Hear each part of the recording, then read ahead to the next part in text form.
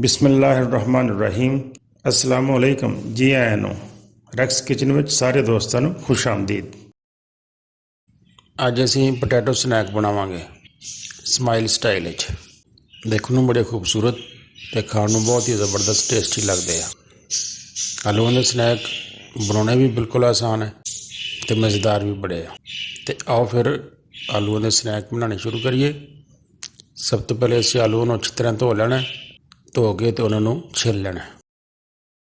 ਆਲੂਆਂ ਨੂੰ ਛਿੱਲਣ ਤੋਂ ਬਾਅਦ ਉਹਨਾਂ ਦੇ ਛੋਟੇ ਛੋਟੇ ਟੁਕੜੇ ਕਰ ਲੈਣੇ ਤਾਂ ਕਿ ਸਾਨੂੰ ਆਲੂ ਬੋਇਲ ਕਰਨ 'ਚ ਆਸਾਨੀ ਰਹੇ।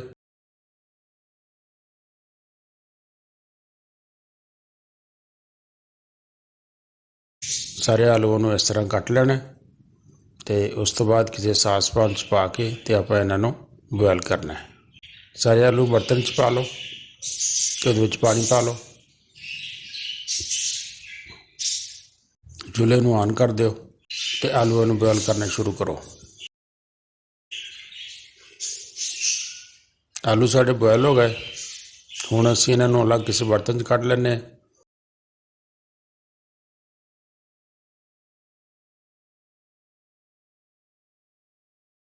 ਤੇ ਕਿਸੇ ਬਾਉਲ ਵਗੈਰਾ 'ਚ ਪਾ ਕੇ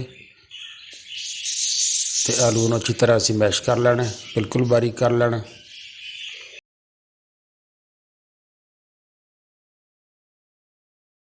ਜਦੋਂ ਆਲੂ ਅੱਛੀ ਤਰ੍ਹਾਂ ਮੈਸ਼ ਹੋ ਜਾਣ ਤਾਂ ਅਸੀਂ ਇਹਦੇ 'ਚ ਕੁਛ ਮਸਾਲੇ ਪਾਉਣੇ ਆ। ਇਹਦੇ ਵਿੱਚ ਤਕਰੀਬਨ ਤੁਸੀਂ 100 ਗ੍ਰਾਮ ਕਾਰਨਫਲੋਰ ਪਾ ਲਓ ਤੇ ਜ਼ਰੂਰਤ ਦੇ ਮੁਤਾਬਕ ਹਸਬੇ ਜ਼ਾਇਕਾ ਥੋੜ੍ਹਾ ਜਿਹਾ ਨਮਕ ਪਾ ਲਓ ਤੇ ਚਮਚੀ ਦਾ ਚੌਥਾ ਹਿੱਸਾ ਜਿਹੜਾ ਹੈ ਉਹ ਲਾਲ ਮਿਰਚ ਦੀ, ਅੱਧੀ ਚਮਚ ਜ਼ੀਰੇ ਦੀ ਪਾ ਲਓ ਤੇ ਨਾਲ ਅੱਧੀ ਚਮਚ ਕਾਲੀ ਮਿਰਚ ਦੀ ਪਾ ਲਓ ਤੇ ਥੋੜ੍ਹਾ ਜਿਹਾ ਗਰਮ ਮਸਾਲਾ ਵੀ ਸ਼ਾਮਿਲ ਕਰ ਲਓ।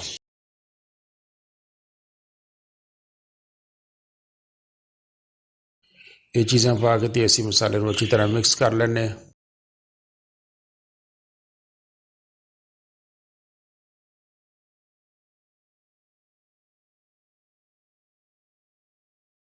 ਸਾਰਾ ਕੁਝ ਮਿਕਸ ਕਰਕੇ ਇਹਦਾ ਇੱਕ ਪੇੜਾ ਬਣਾ ਲਓ ਤੇ ਹੁਣ ਅਸੀਂ ਇਹਦੀ ਰੋਟੀ ਵੇਲਣੀ ਹੈ।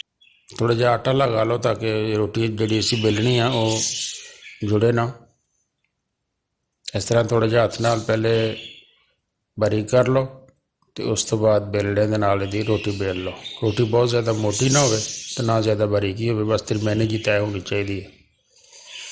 ਰੋਟੀ ਸਾਡੀ ਬੇਲ ਹੋ ਗਈ ਤੇ ਹੁਣ ਅਸੀਂ ਕਿਸੇ ਵੀ ਚੀਜ਼ ਨਾਲ ਇਸ ਤਰ੍ਹਾਂ ਦਾ ਢੱਕਣ ਵਗੈਰਾ ਦੇ ਨਾਲ ਇਹਦੇ ਛੋਟੇ ਛੋਟੇ ਪੀਸ ਬਣਾਉਣੇ ਆ ਬਿਸਕਟ ਤਰ੍ਹਾਂ ਦੇ। ਢੱਕਣ ਲੈ ਲਓ ਜਾਂ ਕੋਈ ਹੋਰ ਚੀਜ਼ ਘਰ 'ਚ ਤੁਹਾਨੂੰ ਇਸ ਤਰ੍ਹਾਂ ਦੀ ਅਵੇਲੇਬਲ ਹੈ ਤੇ ਉਹਦੇ ਨਾਲ ਤੁਸੀਂ ਇਸ ਤਰ੍ਹਾਂ ਸਾਰੇ ਛੋਟੇ ਛੋਟੇ ਪੀਸ ਬਣਾ ਲਓ। ਉਸ ਤੋਂ ਬਾਅਦ ਕਿਸੇ ਚਮਚ ਵਗੈਰਾ ਦੇ ਨਾਲ ਅਸੀਂ ਇਸ ਤਰ੍ਹਾਂ ਕਿ ਇਹਦੇ 'ਤੇ ਕੱਟ ਲਗਾਉਣਾ ਤੇ ਕੱਟ ਲਗਾਉਣ ਤੋਂ ਬਾਅਦ ਅਸੀਂ ਗੋਲ ਗੋਲ ਨਿਸ਼ਾਨ ਬਣਾਉਣੇ ਆ। ਤੇ ਕੋਈ ਚੀਜ਼ ਲੈ ਲਓ ਤੁਸੀਂ ਇਸ ਤਰ੍ਹਾਂ ਦੀ, ਕੋਈ ਸਟਰਾ ਵਗੈਰਾ ਵੀ ਲੈ ਸਕਦੇ ਹੋ। ਮੇਰੇ ਕੋਲ ਇੱਕ ਛੋਟੀ ਜਿਹੀ ਪਲਾਸਟਿਕ ਦੀ ਨਿੱਪਲ ਹੈ ਸੀ ਤੇ ਮੈਂ ਉਹਦੇ ਨਾਲ ਇਹਦੇ ਵਿੱਚ ਇਸ ਤਰ੍ਹਾਂ ਸੁਰਾਖ ਬਣਾ ਲੈਣਾ।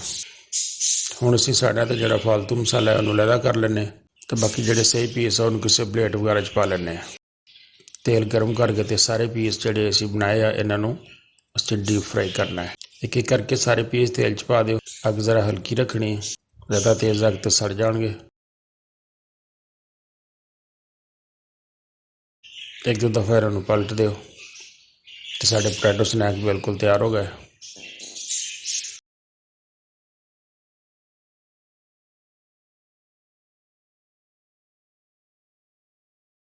ਕਿਸੇ ਜਾਲੀ ਵਗੈਰਾ ਨਾਲ ਇਹਨਾਂ ਨੂੰ ਕੱਢ ਲਓ ਤੇ ਗਰਮ ਗਰਮ ਇਹਨਾਂ ਨੂੰ ਖਾਓ। ਬਣਾਉਣੇ ਵੀ ਦੇਖੋ ਬਿਲਕੁਲ ਆਸਾਨ ਤੇ ਲੱਗਦੇ ਵੀ ਬੜੇ ਖੂਬਸੂਰਤ ਹੈ। ਉਮੀਦ ਹੈ ਤੁਹਾਨੂੰ ਮੇਰੀ ਵੀਡੀਓ ਅੱਛੀ ਲੱਗੀ ਹੋਏਗੀ। ਵੀਡੀਓ ਪਸੰਦ ਆਵੇ ਤੇ ਦੋਸਤਾਂ ਨਾਲ ਜ਼ਰੂਰ ਸ਼ੇਅਰ ਕਰਿਆ ਕਰੋ। ਚੈਨਲ ਨੂੰ ਸਬਸਕ੍ਰਾਈਬ ਅਗਰ ਨਹੀਂ ਕੀਤਾ ਤੇ ਉਹ ਵੀ ਜ਼ਰੂਰ ਕਰ ਦਿਓ। ਬਹੁਤ ਸ਼ੁਕਰੀਆ। अस्सलाम वालेकुम।